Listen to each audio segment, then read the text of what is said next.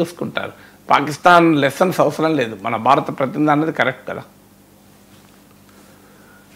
Right sir. ఇక ఆంధ్రప్రదేశ్ రాజకీయాల విషయానికి వస్తే కూటమి ఐక్యతకు సంబంధించి జనసేన అధినేత పవన్ కళ్యాణ్ మరోసారి మాట్లాడారు సార్. గతంలో చాలాసార్లు చెప్పారు 15 ఏళ్ల పాటు ఈ కూటమి ఇలాగే ఐక్యతగా సఖ్యతగా ఉంటుంది, టీడీపీ జన కలిసే ఉంటాయి 15 ఏళ్ల పాటు అని చెప్పేసి. అండ్ 15 ఏళ్ల సంగతి ఏమో కానీ సార్, వచ్చే ఇయర్ స్థానిక సంస్థల ఎన్నికలు జరగబోతూ ఉన్నాయి. అంటే అసెంబ్లీ ఎన్నికల్లో 21 స్థానాలకి పరిమితం అవుతున్నప్పుడు, పార్టీ నుంచి వ్యతిరేకత వచ్చినప్పుడు పవన్ కళ్యాణ్ క్యాడర్కి చెప్పిన మాట, నెక్స్ట్ స్థానిక ఎన్నికల్లో నామినేటెడ్ పదవుల్లో మీకు సముచిత స్థానం అంటే మీకు మంచి ప్రయారిటీ ఉంటుంది అని చెప్పి అప్పుడు పదే హామీ ఇచ్చారు. ఆ మాట మీద చాలామంది నాయకులు తగ్గిన పరిస్థితి. ఇప్పుడు స్థానిక ఎన్నికలు అంటే ఖచ్చితంగా చాలామంది ఆశావహులు ఉంటారు, టీడీపీ నుంచి, బీజేపీ నుంచి, జనసేన నుంచి కూడా. సో స్థానికంలో కూటమికి ఎదురయ్యే సవాళ్ళు ఏంటి సార్?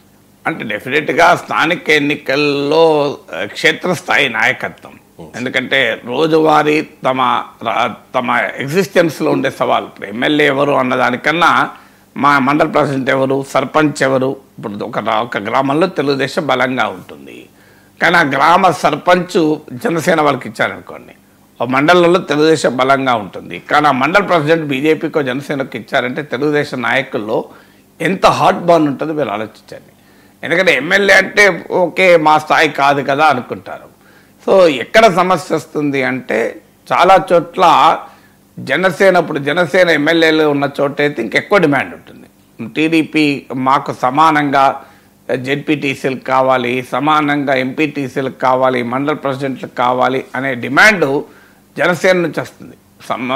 జనసేన ఎమ్మెల్యేలు ఉన్న చోట మాకే ఎక్కువ షేర్ ఉండాలని కూడా రావచ్చు. కానీ సమస్య ఏంటి, జనసేనకు సీట్లు ఇచ్చిన చోట కూడా టీడీపీయే బలమైన పార్టీ. పొత్తులో భాగంగా కొన్ని సీట్లు జనసేనకి ఇచ్చారు. ఇప్పుడు జనసేన గెలిచిన 21 సీట్లలో కూడా మీరు లెక్క తీస్తే జనసేన ఎన్ని సీట్లను ఖచ్చితంగా చెప్పలేను, కానీ మెజారిటీ సీట్లలో ఆ నియోజకవర్గంలో జనసేన కాదు డామినెంట్ పార్టీ, టీడీపీయే డామినెంట్ పార్టీ. ఎందుకంటే జనసేన 2019లో సొంతగా పోటీస్తే ఒక్క సీట్ రాలేదు కదా, ఈవెన్ పవన్ కళ్యాణ్ కూడా ఓడిపోయాడు కదా. అందువల్ల జనసేనకు ఏంటంటే రాష్ట్రమంతటా ఒక 6-7% ఓటింగ్ ఉంది కనుక తమకు బలమున్న చోట్ల కూడా టీడీపీ జనసేనకు సీట్లు ఇవ్వాల్సి వచ్చింది. ఎందుకంటే ఓవరాల్గా కలిసి వస్తుంది కనుక. కాన్స్టిట్యున్సీ వైజ్గా తీసుకుంటే జనసేన గెలిచిన సీట్లలో కూడా టీడీపీ సీట్లే అవి, టీడీపీ బలంగా ఉండడమే. అందువల్ల ఎప్పుడైతే ఇప్పుడు ఎంపీటీసీలు, జెడ్పీటీసీలు మా ఎమ్మెల్యేలు ఉన్నారు గనక, మా ఎంపీ ఉన్నారు గనక మాకే ఎక్కువ సీట్లు కావాలని జనసేన పట్టుబట్టే అవకాశం ఉంటుంది. ఒకవేళ ఎక్కువ కాకపోయినా కనీసం మాకు ఇప్పుడు ఒక 3 జెడ్పీటీసీలు 3 ఎంపీ పోస్టులు ఉన్నాయనుకోండి, ఆ 3 మాకెన్ని ఇస్తారు, 3 మండల ప్రెసిడెంట్లు ఉన్నారనుకోండి, 3 6 మీకెన్ని ఇస్తారు, మాకెన్ని ఇస్తారు అని షేర్ కొరకు జనసేన పట్టుబట్టచ్చు. పట్టుబట్టినప్పుడు సమస్య ఏంటంటే టీడీపీ వారు అంత సులభంగా అంగీకరించరు.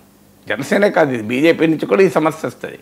సో రాష్ట్ర ప్రయోజనాల కొరకు ఎమ్మెల్యేల కొరకు భరించారు. టీడీపీ బలంగా ఉన్న చోట కూడా సాంప్రదాయకంగా టీడీపీ సీట్లు కూడా మీరు జనసేనకి ఇచ్చారు. 2 సార్లు 3 సార్లు టీడీపీ గెలిచిన సీట్లలో కూడా మీరు జనసేనకి ఇచ్చారు. సో ఇప్పుడు జనసేనకి మేమిచ్చి గెలిపిస్తే ఇప్పుడు మాకు ఆఖరికి మండల ఎంపీటీసీలు, జెడ్పీటీలు, మండల ప్రెసిడెంట్ కూడా మా మీద వచ్చి కూర్చుంటారా అని టీడీపీ నుంచి అభ్యంతరం వస్తుంది. టీడీపీ నాయకులు ఇప్పటికే క్షేత్రస్థాయిలో ఆ అసహనము, అసంతృప్తి పెరిగింది.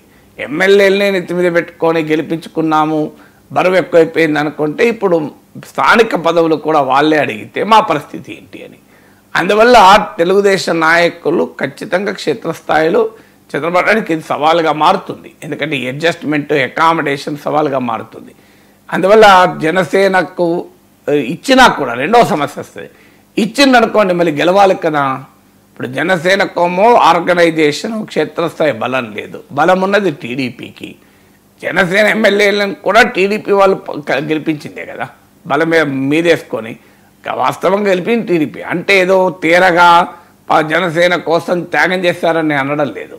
పవన్ కళ్యాణ్ రాష్ట్ర వ్యాప్తంగా తీసుకున్న వైఖరి టీడీపీకి అధికారం రావడానికి కారణమైంది కనుక క్షేత్రస్థాయిలో తమకన్నా బలం తక్కువ మిత్రపక్ష గెలుపుకు టీడీపీ పనిచేయాల్సి వచ్చింది.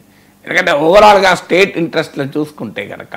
అందుకే పవన్ కళ్యాణ్ గేమ్ చేంజర్గా అనుసరించిన వైఖరి వల్ల కానీ క్షేత్రస్థాయికి వచ్చే వరకు ఈ పొలిటికల్ డామినేషన్ ఎవరిది అనే సమస్య వస్తుంది.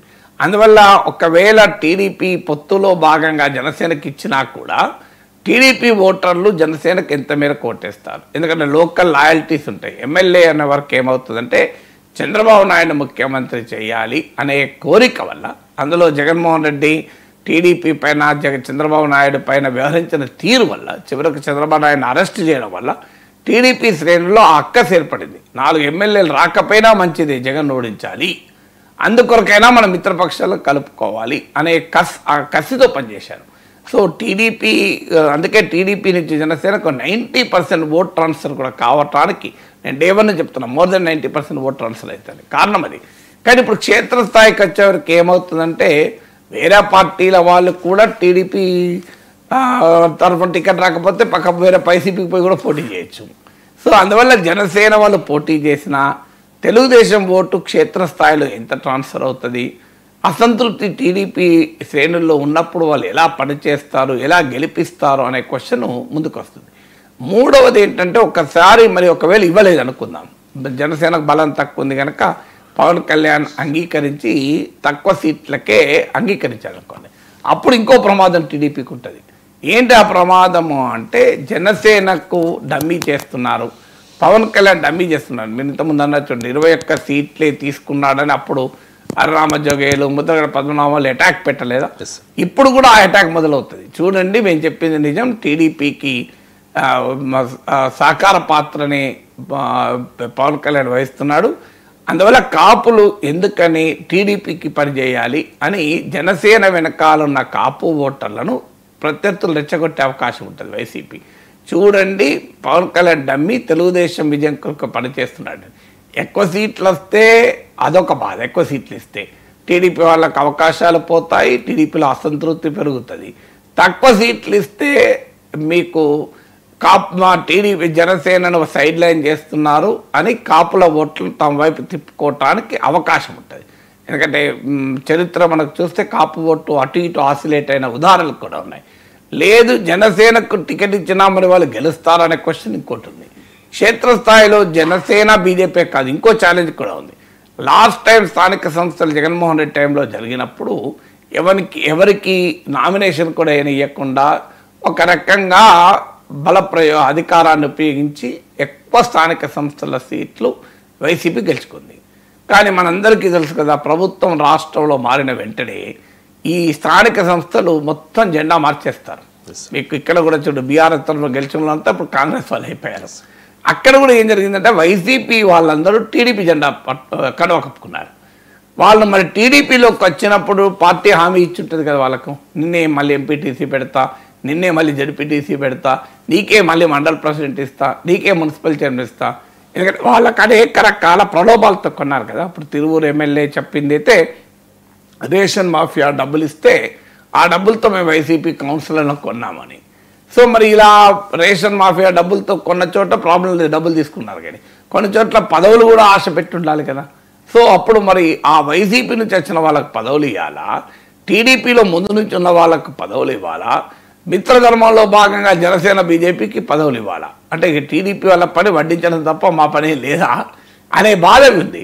తర్వాత మీ క్షేత్రస్థాయిలో మీరు చూడండి, వైసీపీ నుంచి టీడీపీలో చేరినా ఆ రకమైన కెమిస్ట్రీ లేదు. వాళ్ళు టీడీపీలో చేరినా టీడీపీలో వారు సెపరేట్ వర్గంగానే పనిచేశారు, టీడీపీ వాళ్ళు ఒరిజినల్ టీడీపీ పనిచేశారు. ఆ గ్యాప్ అలాగే కంటిన్యూ అయింది. ఎందుకు కంటిన్యూ అయిందంటే క్షేత్రస్థాయి రాజకీయాలు వేరే ఉంటాయి.